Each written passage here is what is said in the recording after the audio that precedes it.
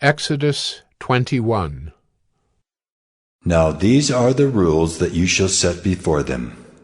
When you buy a Hebrew slave, he shall serve 6 years, and in the 7th he shall go out free for nothing. If he comes in single, he shall go out single. If he comes in married, then his wife shall go out with him. If his master gives him a wife, and she bears him sons or daughters, the wife and her children shall be her master's, and he shall go out alone.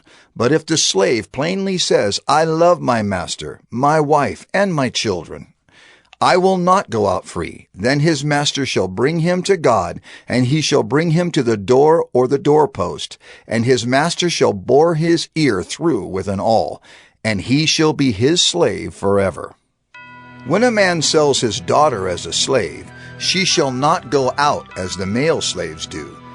If she does not please her master, who has designated her for himself, then he shall let her be redeemed.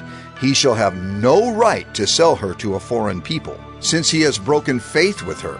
If he designates her for his son, he shall deal with her as with a daughter. If he takes another wife to himself, he shall not diminish her food, her clothing, or her marital rights. And if he does not do these 3 things for her, she shall go out for nothing, without payment of money.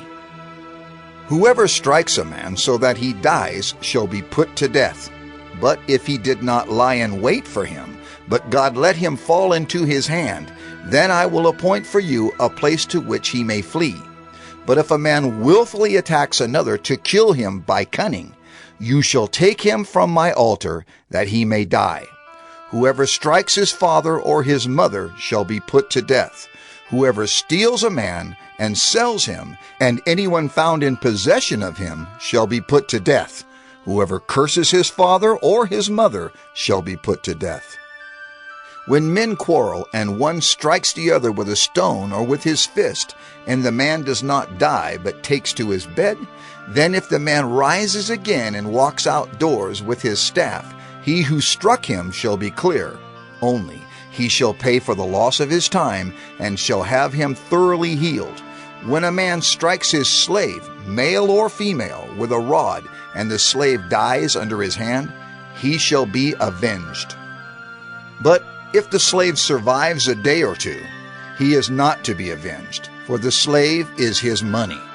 When men strive together and hit a pregnant woman, so that her children come out, but there is no harm, the one who hit her shall surely be fined, as the woman's husband shall impose on him, and he shall pay as the judges determine.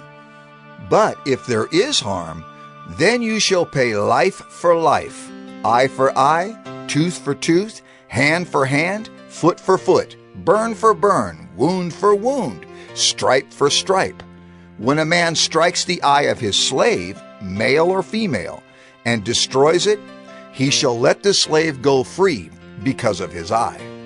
If he knocks out the tooth of his slave, male or female, he shall let the slave go free because of his tooth. When an ox gores a man or a woman to death, the ox shall be stoned, and its flesh shall not be eaten. But the owner of the ox shall not be liable. But if the ox has been accustomed to gore in the past, and its owner has been warned but has not kept it in, and it kills a man or a woman, the ox shall be stoned, and its owner also shall be put to death.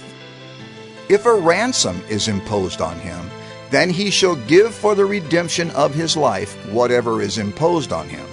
If it gores a man's son or daughter, he shall be dealt with according to this same rule.